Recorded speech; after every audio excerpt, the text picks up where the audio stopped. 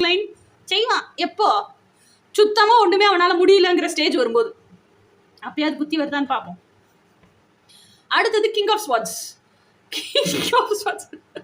இதெல்லாம் நானும் எக்ஸ்பீரியன்ஸ் பண்ணனால இப்போ இந்த கார்ட்ஸ் எல்லாம் வாசிக்கும் போது எனக்கு நல்ல இந்த புக்கில் ஸ்டோரி டெல்லிங் சொல்லுவாங்கல்ல, ஒவ்வொரு பிக்சர் படம் பார்த்த கதை சொல், அந்த மாதிரி ஒவ்வொரு பிக்சரையும் பார்க்கும் போது ஐயோ இதெல்லாம் நம்ம லைஃப்ல இதெல்லாம் நடந்துச்சுல்ல அப்படி அப்படி இருக்கு எனக்கு ரீடிங் சொல்லும்போது.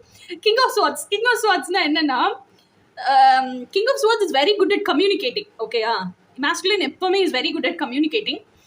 இன்னொன்று வந்து he is very good at, அதாவது ஜட்ஜ் பண்ணிடுவாப்ல, ஆனால் வெளியே சொல்ல மாட்டாரு. Hill understand himself. ஓ இந்த பர்சன் இந்த மாதிரி தான் அப்படின்னு அவங்க நடை உடை பாவனை ப்ரீத்திங் பேட்டர்ன் இதுல இருந்தே தெரிஞ்சுக்குவாங்க. ஸோ அந்த அளவுக்கு he is very matured personality.